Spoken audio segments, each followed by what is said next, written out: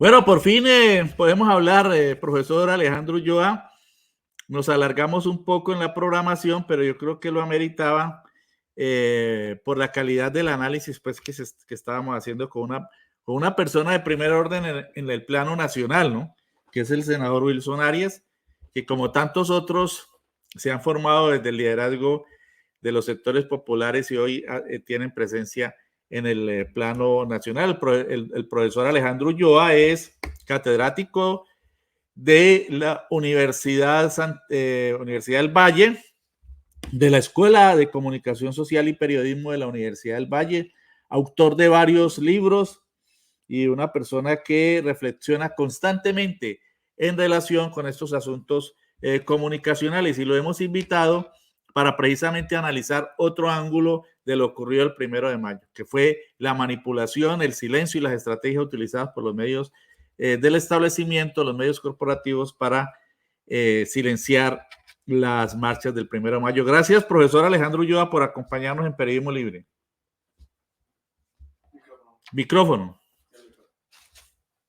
Active el micrófono. Sí. Gracias, Luis Alfonso, por la invitación. Un saludo para usted, para todos los receptores, la gente que está ahí en sintonía, conectada. Y nada, pues siempre es muy grato escuchar a las personas que de alguna u otra forma profundizan en los análisis, que es lo que requerimos para poder comprender la coyuntura política, las contradicciones y las distintas formas de expresión que ocurren en nuestro país.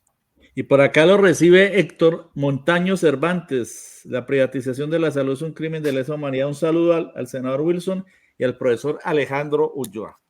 Un saludo ahí para el manicero. Entonces, fíjese usted, vamos a poner, yo creo que es importante poner primero el dron de Bogotá, el dron verdadero, porque difundieron uno que no era. Este es el dron verdadero. Este dron nos muestra la movilización tan gigantesca liderada por el presidente Gustavo Petro y las centrales obreras, los trabajadores en Bogotá. No arranca casi llegando a la Plaza de Bolívar como la del 21 de abril de la oligarquía, no. Este arranca en la 16, séptima con 16, ojo con eso. 11 cuadras antes de la Plaza de Bolívar. Y mire, toda una manifestación. Y la plaza ya estaba llena. Este es el dron que corresponde a la movilización del 1 de mayo. Miren ustedes, desde la 16 con séptima. Para los que no conocen Bogotá o no recuerdan, la avenida Carrera Séptima es una de las avenidas históricas y más importantes de la ciudad de Bogotá. Y por allí se cumplen casi todas las grandes movilizaciones. Entonces miren ustedes, allí se recorre desde la 16, se pasa a la 19, la Jiménez, y se llega a la Plaza de Bolívar. Volvámoslo a pasar para que tengamos ese referente que vamos a analizar. Miren ustedes, cerca del edificio de Avianca, y va avanzando la marcha. Esta es la marcha cuando ya la plaza estaba llena, profesor. Esta es la marcha, miren, cuando ya la plaza estaba llena. Ya la plaza estaba colmada, ¿no? Ahí estamos pasando frente a las viejas instalaciones del periódico El Tiempo. Esta es una zona histórica de Bogotá, del viejo Bogotá, pero la avenida Carrera Séptima sigue siendo uno de los puntos medulares de la movilización. Y había tanta gente sobre la séptima que arrancaba desde la 16, pero también en la octava y en calles adyacentes. Por eso el presidente dijo, no solo llenamos la Plaza de Bolívar, llenamos el centro de Bogotá. Bien. Y vamos a mirar también, antes de comenzar, profesor, el análisis, una serie de breves videos, muchos de los cuales difundió el presidente Petro, otros Alfredo Sade, que fue candidato también a precandidato presidencial del pacto, y otras personas, convertidas en verdaderos reporteros ante la ausencia de reportería, que es la esencia del periodismo. La esencia del periodismo es la reportería, es la investigación, es la calle, es la indagación con los hacedores de la cotidianidad, con las fuentes de la información. Eso no lo hicieron los medios de comunicación porque están comprometidos con otras narrativas, convertidos en partidos de la derecha. Entonces vamos a ver rápidamente aquí, a hacer un recorrido. Empecemos por esto que nos dijo Alfredo Sade. ¿Alguien nos podría dar los datos exactos de cuánta gente marchó este 1 de mayo en favor de las reformas del gobierno del presidente Petro? Es que sé que hubo muchos, pero muchos pueblos que marcharon en favor de este gobierno y al parecer solo están contando solo ciudades y no municipios. Solo ciudades. Para la dignidad de nuestra gente, desde la alcaldía del municipio de Atillo de Loa, desde nuestros docentes del municipio de Atillo de Loa, apoyando masivamente esta marcha que es en favor de la reforma a la salud, la dignidad de un pueblo que reclama abiertos en todo el país. Vamos a apoyar nuestra reforma, que se dignifique nuestros campesinos, que la salud llegue a cada rincón de nuestro país, que llegue a cada vereda, que llegue a cada corregimiento. Por eso, Robinson Fernández apoya a nuestro presidente Gustavo Petro, que nuestros niños y nuestras viejas tengan una vida feliz, que terminen sus años con dignidad. Entonces estamos aquí presentes, señores trabajadores, señores docentes, comunidad en general, dándole el apoyo a nuestro presidente. El pueblo no se rinde, carajo. El pueblo no se rinde, carajo. Bueno, y veamos ahora, esto es de un pueblo olvidado de la patria, ¿no? Susana Mohamed lo que puso desde Puerto Resistencia. Veamos esa panorámica, ese dron, una especie de dron. Miren ustedes si es un dron. La panorámica en Puerto Resistencia en Cali. Profesor Alejandro, a pesar del sol canicular y el largo recorrido de 13 kilómetros, ¿no?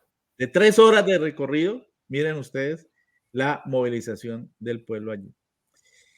Veamos ahora lo que pasó, esto lo puso Susana Mohamed. Veamos ahora lo que pasó en Barranquilla. Por el presidente, el reportero, el presidente. Barranquilla.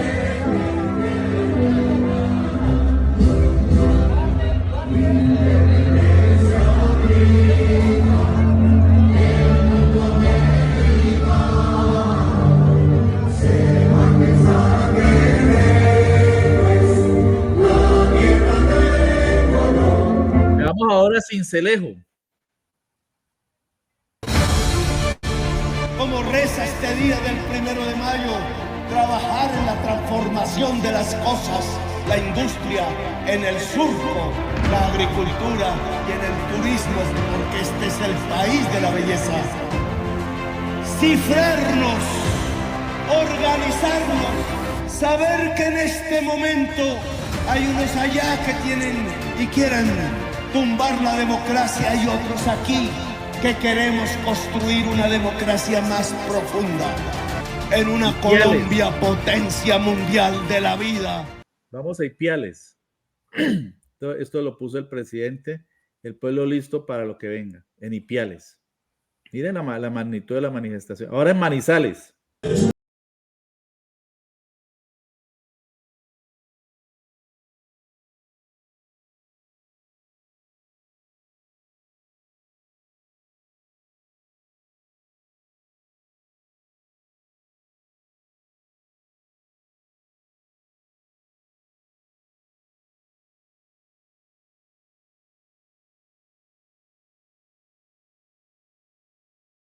Bueno, no era la internacional, sino otro cántico del campo popular. Armenia. De la pasada luchando, para que una clase obrera tenga esas diferencias, para que la clase obrera y trabajadora de este país tenga todas sus necesidades. Ahí lo tenemos. ¡Viva Gustavo Petro! ¡Viva el 1 de mayo! ¡Viva Petro! ¡Viva Petro! ¡Viva Petro! ¡Viva Petro! ¡Viva Petro! ¡Viva Gustavo Petro! ¡Viva nuestro presidente! ¡Viva Colombia! ¡Petro! ¡Petro! ¡Petro! ¡Petro! ¡Petro! Bueno, Armenia, que dice el uribismo que es tierra de ellos. Ahora vamos a Medellín, profesor. Medellín. Esto es Medellín, profesor.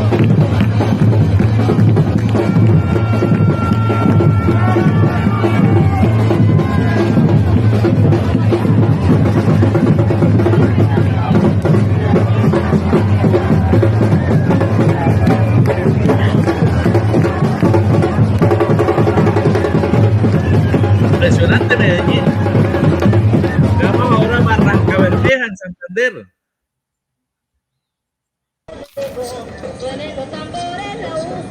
Mire Barrancabermeja.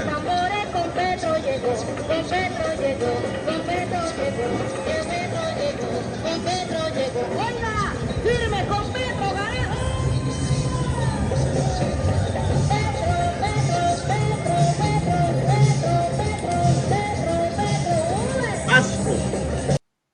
Pasto es uno de los fortines del campo popular.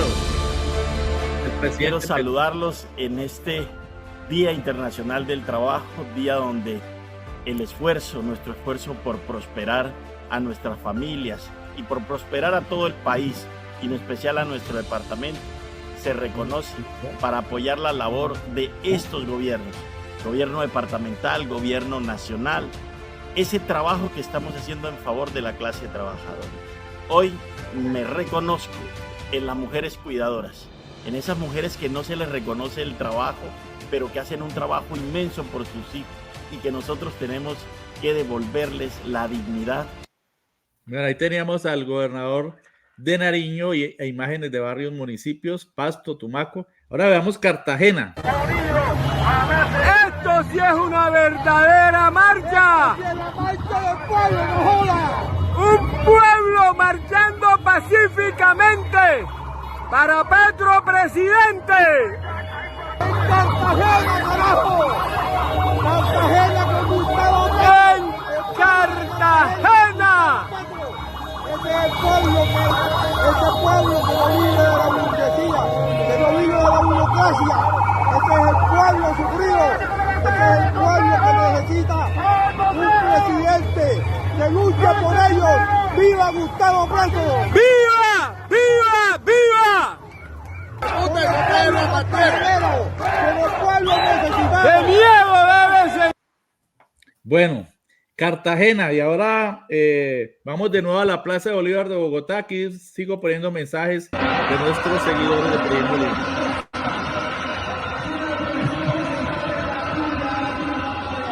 La manifestación en pleno de la Plaza de Bolívar.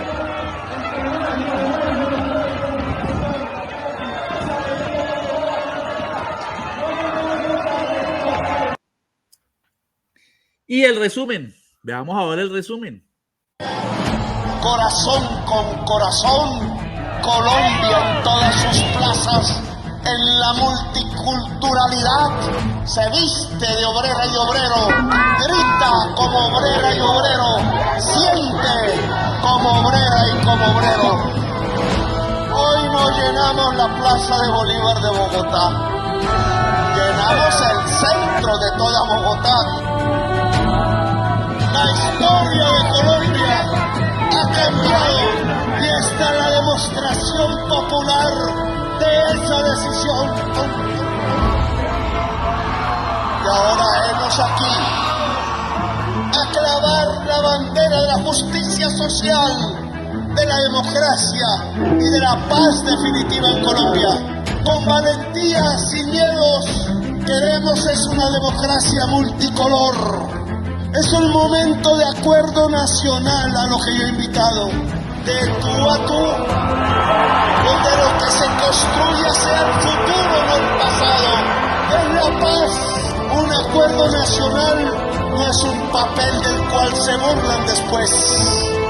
Un acuerdo nacional se escribe en letras constituyentes. Y el poder constituyente es la capacidad de la población de decidir en contra o decidir a favor. Es una propuesta para la historia, que por fin cierre la puerta de la ignominia, porque la vida es nuestra consigna, es nuestra razón de ser del pueblo de Colombia.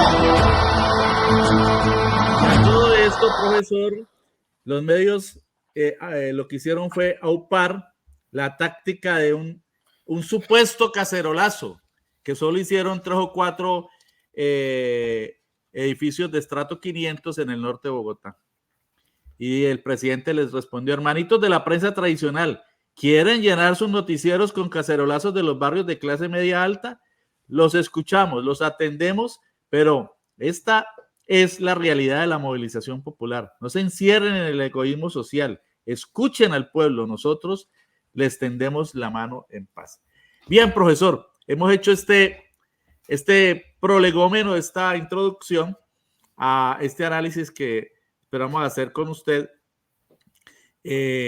¿Cómo vio la cobertura, usted como analista de medios que hicieron los medios de las élites, de las portentosas movilizaciones del 1 de mayo con el presidente Petro? Y bueno, Luis Alfonso, por acompañarnos.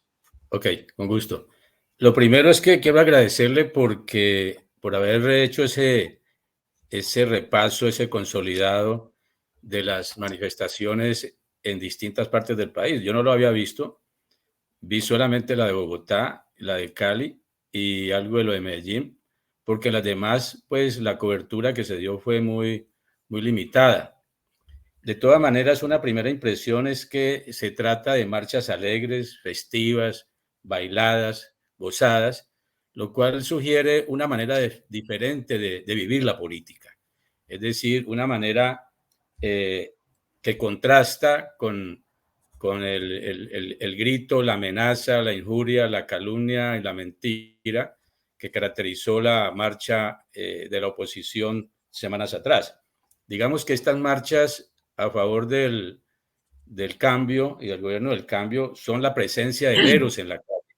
El Eros es toda la vitalidad, toda la energía vital que se expresa desde el cuerpo, desde la corporalidad y no solamente desde el discurso, y que se opone al tánatos, que son esas marchas donde predominan los símbolos y los íconos de la muerte, a través de los ataúdes y otras expresiones simbólicas que de alguna manera equivalen como a eso que sucede en este país, que se ha puesto de moda desde hace muchos años, que es cuando a la gente le mandan un sufragio a la casa o a algún lugar. Ese es un poco, uno podría establecer una cierta analogía, con la diferencia de que el sufragio es un hecho, una amenaza privada, y la presencia del ataúd ante 40.000 personas, que creo que fueron las que asistieron, pues es ya una expresión pública, un hecho público que además se reproduce y se amplifica por los medios, pero termina convirtiéndose en un boomerang para los mismos que hicieron eso. Entonces, quiero resaltar ese contraste entre dos tonos, si se quiere, uno festivo, gozoso, bailado, que expresa alegría y que es la manifestación del Eros en la calle, frente a otro que está de alguna manera inspirado en el tánatos. Bueno, quiero referirme a cuatro puntos específicos,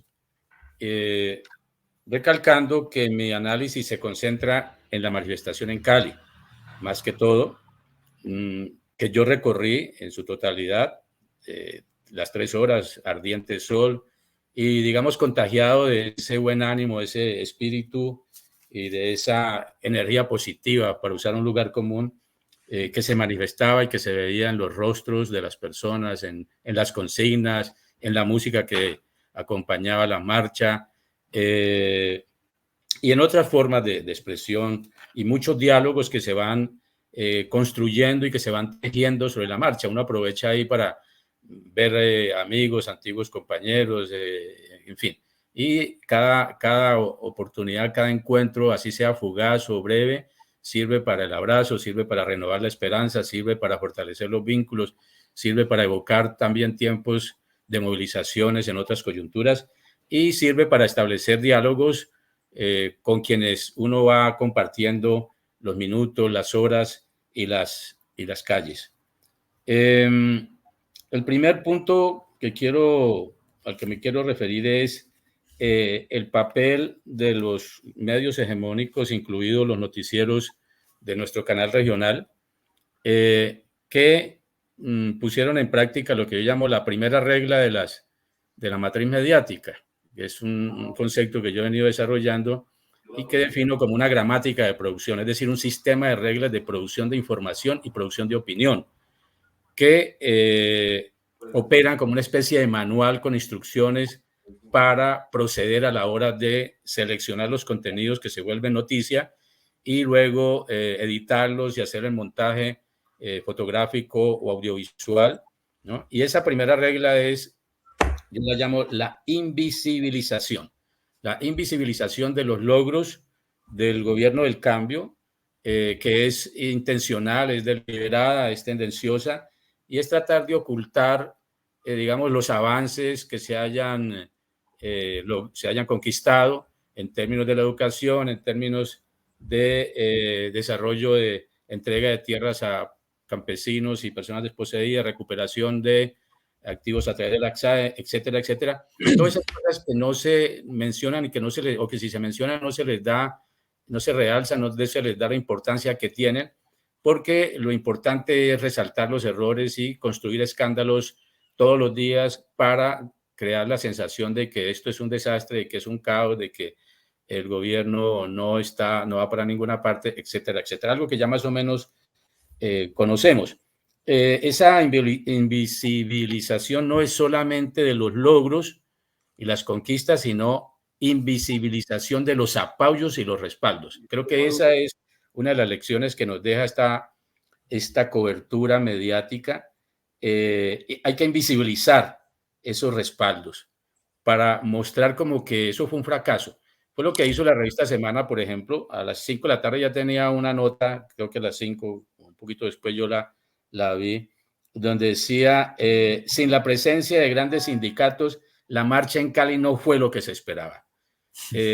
Esto es de verdad insólito, porque demuestra hasta dónde la directora y la revista Semana y su equipo no tienen límites en el cinismo y en su compromiso con la mentira.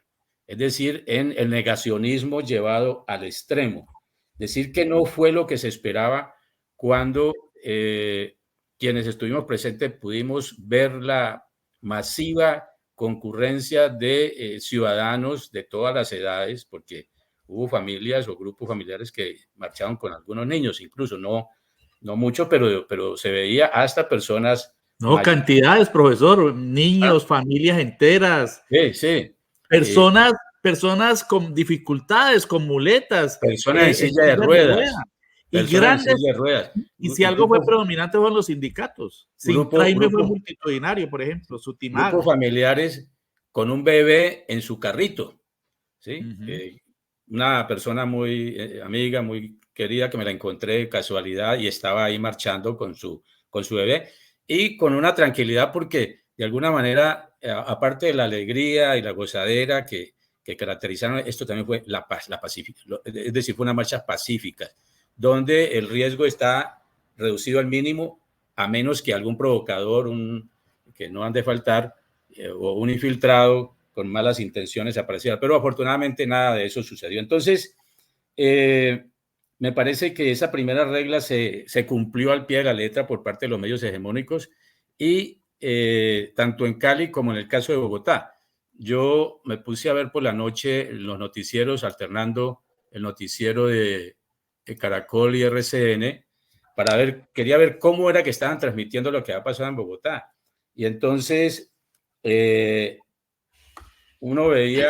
ver cómo los planos, ¿sí?, de la cámara eran planos fragmentados, recortados, mostrando grupos, pero pequeños grupos, ¿sí?, en distintos lugares. Y solo al final Caracol presentó un plano panorámico, o sea, ese plano panorámico, pero sin incluir las movilizaciones laterales por las calles, por la Séptima u otras vías donde había también personas que no pudieron ingresar a la plaza. Entonces, esta fragmentación de la imagen, ¿sí?, es una manera de invisibilizar también. No solamente es negarles un tiempo considerable, como lo hicieron, por ejemplo, los noticieros de aquí del canal regional, sino también en la operación de la edición de la imagen y del montaje para el noticiero, se reduce considerablemente, de manera que el mensaje que se transmite al final es, no, poca gente asistió. No fue lo que se esperaba, como dijo efectivamente la revista Semana, y de esa manera, pues, no solamente desinforman, sino que mienten. y mienten utilizando la imagen porque sabemos que la imagen tiene un estatuto de veracidad en la medida en que la imagen es una especie de garantía de la verdad. La imagen certifica lo que dice el texto, lo que dice el enunciado verbal como algo verdadero. Pero en el caso de los noticieros en el caso de Semana que mostró esa imagen acompañando el texto de que la marcha en Cali no fue lo que se esperaba, aparecen 40 personas, las conté. En la imagen me detuve a contarlas. Y efectivamente cualquier persona que no tenga acceso a otra fuente de información, pues dirá, no, qué pobreza, qué ridículos, 40 ahí en la calle gritando cuando se esperaba pues que fuera una cosa masiva. Entonces, ¿Tiene la multitud en Cali? Sí, claro, ya lo hemos visto en distintas partes. Entonces, lo que quiero decir es que esa manipulación de la imagen para proponer o construir una verdad, entre comillas, que no es verdadera, sino que es una falacia, está en el proceso de edición y montaje de la imagen, ¿sí? Y esa es una acción política. Es decir, la acción del montaje en el estudio de televisión para construir el noticiero es una acción política, no es una acción puramente técnica, como podría verse desde el periodismo convencional, porque es una acción que está cargada de una intencionalidad, de un propósito, y ese propósito es un propósito político, es decir, es negar que hubo una marcha multitudinaria, es negar que hay un respaldo real, fáctico, de hecho, en la calle. Y esto, digamos, es lo que uno tiene que, el análisis debe contribuir a desmontar ese mecanismo de invisibilización y de manipulación de la imagen para mostrar que es una falacia, que es una mentira y que es una mentira que se reviste de una aparente veracidad. Me parece que esto significa que la lucha no solamente hay que darla en las calles, sino también en el campo mediático, y que en el campo mediático la lucha debe ser tan intensa como lo es en las calles o como lo es en el Congreso o en otros espacios. Y esta lucha mediática pues tiene que seguirse manteniendo desde diferentes puntos de vista. Al final voy a retomar esto con lo que termino este primer punto y vuelvo a él. Bueno, pero muy importante eso que usted plantea, profesor. Sí. La lucha no solo hay que darla en las calles, sino en el campo mediático. Yo creo que ese es un elemento fundamental. El gobierno ha venido entendiendo poco a poco, muy lentamente, la importancia de una estrategia de fondo en el campo comunicacional. Solo casi 2 años después se retoma, por ejemplo, el verdadero mando en RTBC, ya se empiezan a operar algunos cambios que se empiezan a ver. Y producto de ello fue que fue el único medio que por lo menos hizo una buena cobertura de las marchas, aunque no de todas las ciudades como se esperaría y como hemos visto, ¿no? Entonces creo que ese elemento es fundamental, profesor. Profundizar sobre cómo la batalla comunicacional es una batalla también por el progreso, es una batalla también por sacar adelante un proceso que está en marcha y que si se pierde esa batalla comunicacional, pues nos invisibilizan y un grueso sector de la población que sigue engañado, que sigue manipulado y sigue fanatizado, pues va a terminar subsumido por los discursos hegemónicos y las narrativas de los medios corporativos tradicionales. Sí, la lucha tiene que ser en el campo mediático, tiene que ser una lucha comunicacional o comunicativa, tiene que ser una lucha discursiva también, porque hay que confrontar esos discursos con otros discursos que, por supuesto, responden a otras lógicas. Y agregaría que, además de RTBC, vi también, el noticiero de Noticias 1, y creo que Noticias 1 hizo un buen ejercicio de información porque logró presentar la panorámica y logró mostrar, digamos, la multitud de los manifestantes, aunque no recuerdo que haya visto la cobertura que hicieron en otros municipios aparte de Bogotá y tal vez... Y que presentamos probablemente acá. Probablemente lo hicieron, en este momento no lo recuerdo plenamente. Profesor, bien. Por acá, D-Blue, sí. Perdóneme un momento, D-Blue, que es otro de nuestros video oyentes, nos dice El jueves me aguanté una hora, al día siguiente, Sí, completa las noticias de Caracol Radio en Cali. Caracol Radio. sí, Ignoraron la marcha. Para que pasemos también, después de su análisis, al sí. plano de la radio y después veamos el de la prensa. Ignoraron la marcha. Solo ya al terminar la sección, hicieron una insignificante nota, casi que al margen. Sí, Y ese fue el papel de la radio en general. Entonces, mi planteamiento es allí, profesor, que al no poder desvirtuar por lo multitudinarias de las manifestaciones, al no poder desmentir de manera desvergonzada, como sí lo hizo la revista Semana y lo hicieron otros medios, la magnitud de las movilizaciones, porque les tocaría reconocer que no solamente igualó, sino que superó en gente movilizada y en municipios movilizados, la de la derecha el 21 de abril, la del 1 de mayo.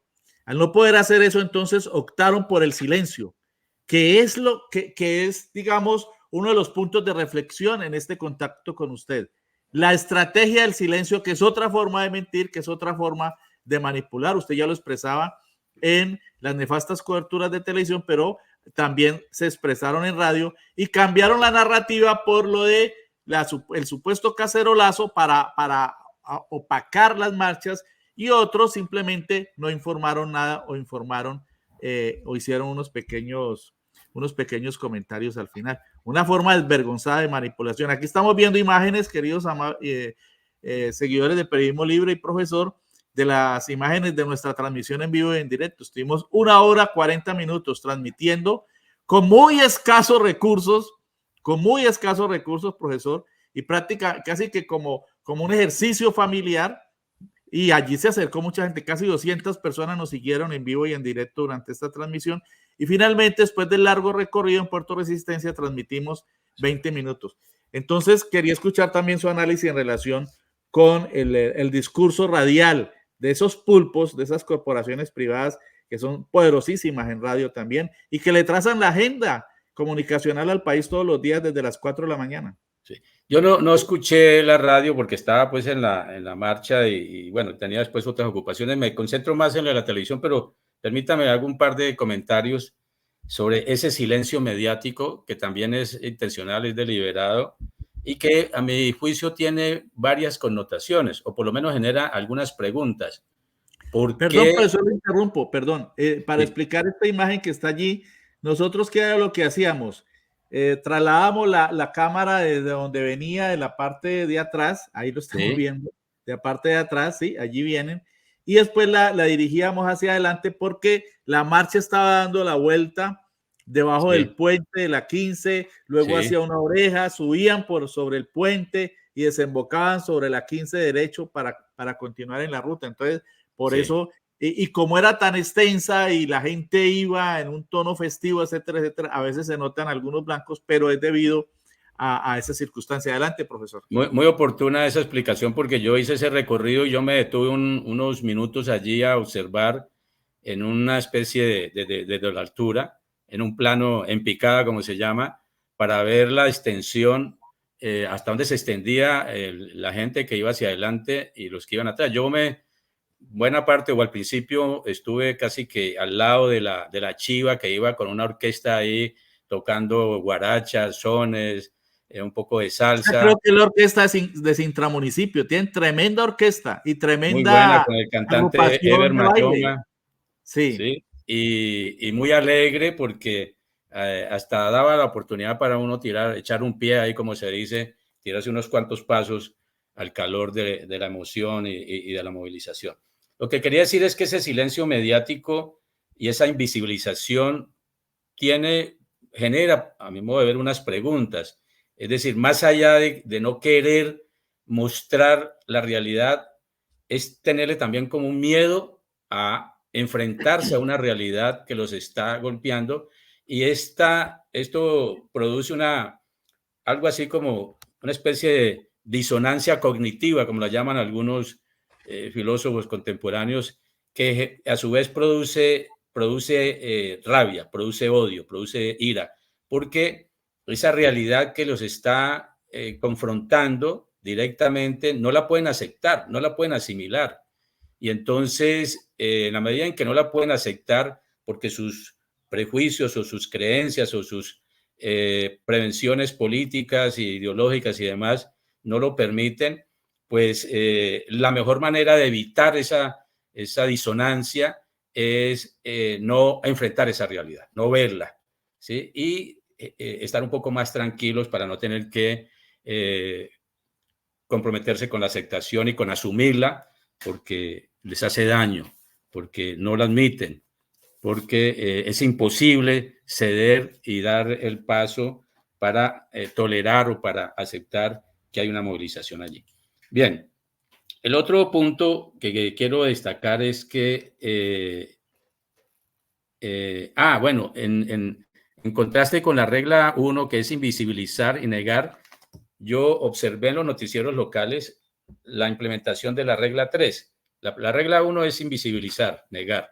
La regla 2 es maximizar los errores, crear escándalos, maximizarlos, llevarlos al límite, con intenciones también. La tercera es darle la voz y amplificar el discurso de figuras políticas de la oposición, ¿sí? Entonces, a ellos sí lo visibilizan, a ellos sí se les da tiempo, a ellos sí se les invita para que hablen, ¿sí? Y, por supuesto, ya sabemos de qué van a hablar. Sabemos que cuál es, digamos que su posición es previsible, porque van a estar oponiéndose, rechazando, generalmente de manera poco argumentada y más a través de opiniones que de enunciados fácticos, pero para ellos sí hay tiempo, para ellos sí hay difusión, para ellos sí hay visibilidad. De manera que hay que contrastar este silencio mediático frente a las marchas con esa visibilidad que sí se le da a los opinadores, a figuras políticas reconocidas de la región o del país,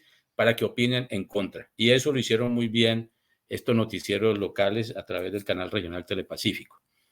El otro punto, para darle la palabra. Que tiene, perdón, profesor, que tiene unos noticieros francamente sin ningún pudor, que silencian sin ningún pudor. Sí, no. Que manipulan y mienten sin ningún pudor.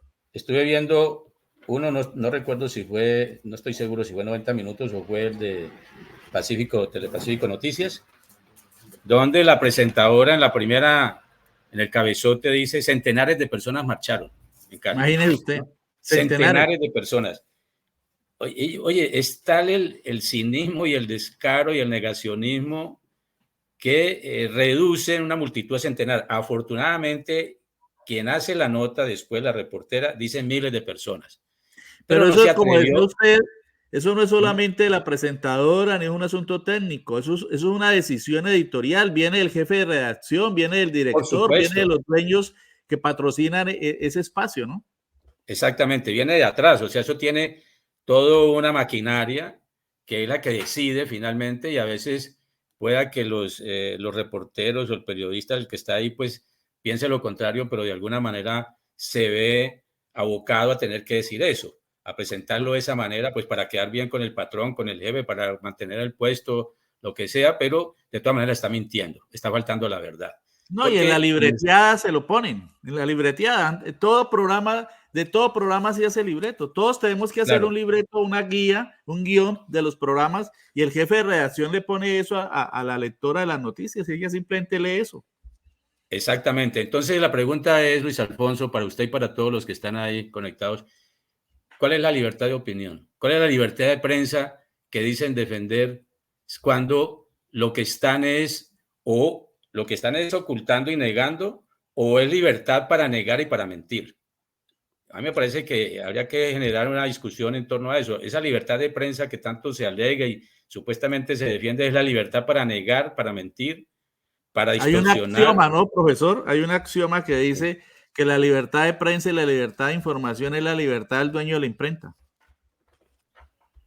Ya. O sea, son los dueños de los grandes medios hegemónicos los que reclaman libertad para ellos mentir, y cuando hay una respuesta de la sociedad que los rechace, que les dice mentirosos y que se guía por otras fuentes, entonces ellos dicen que los están censurando y que están atentando contra la libertad de prensa. De modo que Esa es la famosa libertad de expresión en el mundo capitalista, ¿no? La libertad para ellos, para los dueños de los medios, no para las multitudes que son las que están en la calle diciéndoles, vengan, miren por lo menos, para que no sigan mintiendo. Sí, ahí voy a retomar aquí una cita que tengo a la mano de Umberto Eco, el filósofo y crítico cultural italiano, en un libro que se llama La estrategia de la ilusión, publicado en 1987, no, inicialmente en el 83, y dice, hoy, o sea, ya en el 83, hace más de 40 años, un país pertenece a quien controla los medios de comunicación. Claro, ya ese enunciado, digamos que tendríamos que relativizarlo, porque la marcha lo que está demostrando es lo contrario, ¿cierto? Lo que está demostrando es que hay una fractura en esa, digamos, en esa homogeneización de la opinión pública a favor del establecimiento, y estamos frente a una, digamos, una alternativa distinta. Quiero terminar con el último punto, y es que estas marchas indican de alguna manera un cambio en la cultura política del país.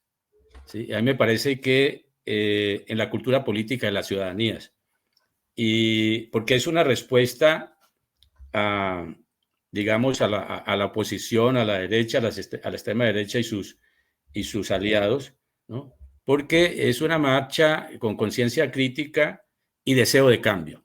Me parece que tanto hay que juntar allí varios rasgos. Claro, los otros, la oposición cuando marcha también está expresando de alguna manera un deseo de cambio de gobierno, o de detener los cambios que el gobierno propone. Pero si juntamos la alegría de la marcha, el deseo de cambio, el respaldo a las reformas, al programa de gobierno, el respaldo, el apoyo a los logros alcanzados, todo esto acompañado también de una conciencia crítica, de un conocimiento, una conciencia crítica basada en el estar bien informado, en el estar documentado, por lo menos para poder sostener una discusión y una argumentación en torno a lo que está pasando. Y ese cambio cultural creo que hay que profundizarlo, porque ese cambio cultural en la cultura política específicamente hace parte de la profundización de la democracia. Entonces, hay que pensar en profundizar la democracia informativa y comunicacional, profundizar la democracia política con la participación directa en las calles, y profundizar el cambio cultural, es decir, el cambio en la cultura política de los colombianos, que ya de alguna manera inclinaron la balanza en este pulso en las calles, porque hay una medición de fuerzas en las calles, y creo que ese pulso lo ha ganado las fuerzas progresistas del cambio. Indudablemente, creo que esta movilización nos deja esa gran lección. Y aquí hay una observación, profesor, de la profesora Carmen Guerrero. Hizo una de Telepacífico estatal, ¿por qué es tan sesgada? Esos noticieros se comparan con los hegemónicos, los de la noche, son de extrema derecha, le ganan a Red Más, sin mencionar a los de siempre. Sí, son públicos, son canales públicos, pero todos esos espacios los tienen asignados hace años. Se volvieron propietarios medios privados, empresas particulares se volvieron propietarios de esos medios y siempre se los asignan. Y vayan pues que haya una nueva licitación. Imagínense el escándalo que arman. Por eso son tan sesgados, porque obedecen a las lógicas de los medios corporativos privados. No, para nada públicos. Allí el gobierno no tiene cabida, allí no hay libertad de expresión, allí no hay siquiera un ápice, un atisbo, un hálito de veracidad. Sí, claro, agrego algo, Luis Alfonso, para la persona que hace el comentario. El canal es público, pero las productoras que emiten los noticieros son privados. Entonces, como negocios privados, pues están en su derecho de decir lo que quieran, opinar y mostrar, negar, mentir, en fin, porque ese es su negocio. Ahora bien, yo sí creo, y en esto quiero ser enfático, que los medios de comunicación, todos, hay que ponerlos en la agenda de la discusión pública. Hay que confrontarlos públicamente, sus discursos, sus mecanismos de construcción de los mensajes, sus formas de manipulación de la imagen, sus contextos o falta de contextos o recontextualizaciones que hacen de la información. Todo eso tiene que ser sometido al escrutinio público y debe ser puesto en debate, porque los medios hablan desde un lugar de enunciación incrustado en el poder. Y hay una relación asimétrica en el medio que tiene todo un aparato detrás, un aparato económico, institucional, corporativo, técnico, etcétera, etcétera, frente a los receptores que no tienen el acceso a los discursos públicos, que no tienen acceso a la palabra como si lo tienen ellos en sus espacios pues, que han visitado. Aquí lo que hay que cuestionar es el papel del canal regional también. Más allá de cuestionar a los noticieros, ¿cuál es el papel del canal regional? Que es un canal público, es decir, que se paga y se financia con recursos del presupuesto nacional, y cómo no hay una apertura a la democracia informativa. Y eso también es parte de la agenda y de la lucha por profundizar la información y la democracia informativa en el país, en la región y en la ciudad. Yo creo que ahí estamos. La gente, digamos que no ha tenido en cuenta eso, y no sé si haya habido oferentes o propuestas para tener espacios alternativos distintos a los ya establecidos, casi que como si se hubieran apropiado de esos lugares. Muy importante lo que usted dice, profesor. En el canal regional Telepacífico no hay democracia informativa. Me quedo con esa observación que es absolutamente veraz y que obedece a lo que está ocurriendo, la antidemocracia en el canal regional Telepacífico. Le quiero proponer, para terminar nuestro análisis, profesor Alejandro Ulloa, y agradeciendo nuevamente su participación en este programa, le pedimos a la doctora Odette Gitti, que ya está en sala, que nos dé una esperita. Con ella vamos a analizar pues esta decisión del gobierno del presidente Gustavo Petro de romper relaciones con el Estado genocida de Israel. Mire usted el despliegue tan enorme que le dio. Lo tengo aquí en papel, ahí sí. Lo vamos a poner en imagen, a ver si lo ponemos en imagen. El despliegue que le dio el periódico El Tiempo a la marcha de la oposición. Despliegue impresionante, de 5 columnas, como decimos los quienes hemos trasegado el periodismo en prensa impresa, ¿no? Gigantesco descontento, dice El Tiempo, el 22 de abril, y mire la foto, la magnitud, el despliegue. Todo eso es una decisión editorial, eso no cae de la nada, ¿no? Eso es un compromiso de ellos con el... Y es política. Es política, es con la extrema derecha. Ahora veamos, yo lo tengo aquí en papel, vamos a ponerlo en imagen, aquí está en papel, el despliegue que le dieron a la marcha del presidente. ¿Dónde ve usted arriba la imagen? ¿No la ve? Sí. Se pegan de cuestionar la decisión de la ruptura con el Estado genocida Israel, porque además este periódico es cómplice del genocidio. El Espectador y todos los medios masivos tradicionales en Colombia. Y solo abajo una foto que hay que mirar acá atrás, dar la vuelta para poder ver la terminación de la información, y es de menos despliegue, ¿no? De mucho menos despliegue. Sí. Entonces, ahí la estamos viendo. Sí. Esto es una manipulación evidente. Obviamente hay quienes consideramos que ellos son simplemente lo que decía Althusser, ¿no? Aparatos ideológicos del Estado, y obran en defensa del establecimiento. Y en la práctica son partidos políticos de la derecha. Sí, quiero decir, para complementar, que lo de Telepacífico es una tendencia que viene desde hace muchos años, ¿no? Esto no es de ahora. Ojalá ahora pudiera darse una apertura a la democracia informativa y pudiera haber voces distintas, ¿no? No solo en los noticieros, sino en los programas de opinión pública, que creo que los hay muy pocos o no los hay. Y debería, digamos, proponerse, o deberían considerarse una apertura a otro tipo de información y a otro tipo de discursos que confronten, digamos, toda esa opinión y todo ese entramado que tiende a invisibilizar, a negar y a distorsionar la realidad de lo que está pasando en el país. Bueno, muchas gracias de todas maneras por la invitación y espero que algo haya quedado ahí para discutir de aquí en adelante. Sí, finalmente, profesor, usted ha lanzado una idea de que el presidente lidere, viendo esta enorme capacidad reverdecida o que se mantiene, diría yo, que se mantiene y que sale a flote porque la derecha ha retado al pueblo. Le está planteando una carta abierta para que el presidente lidere una gran convocatoria nacional, una gran movilización por la paz. Coméntenos finalmente sobre esto. Sí, la idea es que pues el presidente ha reiterado su invitación a que la gente se movilice en las calles a defender los derechos, ¿cierto? Y teniendo en cuenta eso, es considerando que la paz es un derecho fundamental, pues debería invitar a una gran movilización en defensa de la paz y contra todos los enemigos de la paz, los que están los más explícitos y evidentes, que sabemos quiénes son, y los que están por ahí agazapados en la sombra, que pueden también revelarse o develarse mejor en una gran movilización. Si la paz es un derecho fundamental y todos tenemos ese derecho, pues qué mejor que toda la sociedad colombiana se movilice defendiendo ese derecho.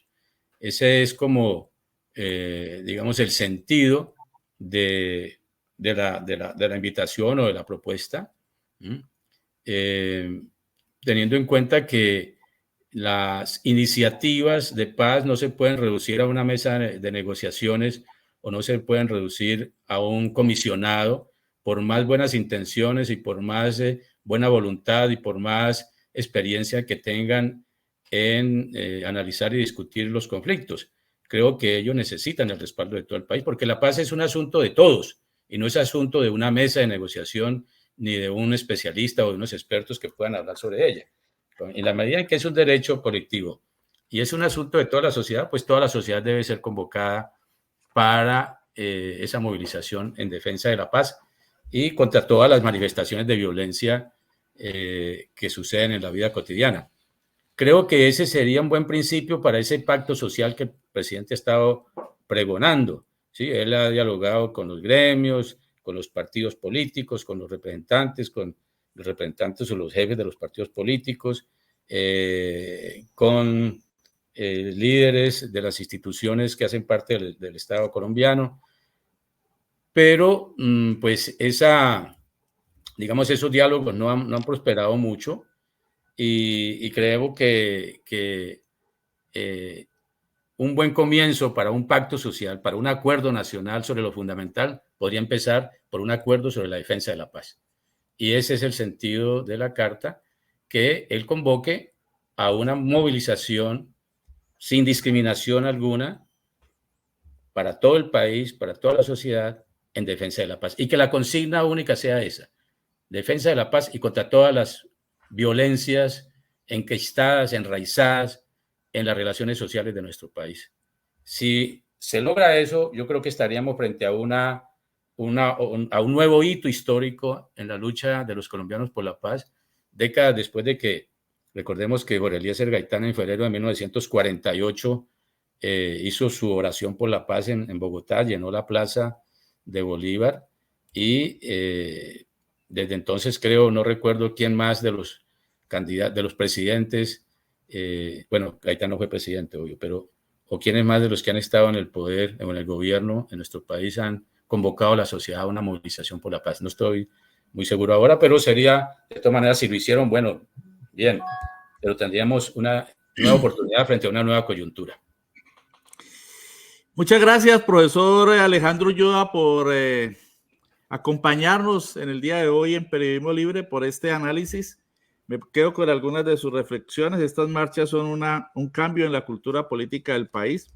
La lucha no solo hay que darla en las calles, sino también en el campo mediático. Volveremos con usted en una próxima oportunidad, porque aquí nos interesa mucho el análisis de lo que está ocurriendo también en el campo comunicacional, y usted es una persona que permanentemente está estudiando, analizando, investigando lo que ocurre en el espectro comunicacional en el país. Muchas gracias. Gracias a ustedes. Buen día.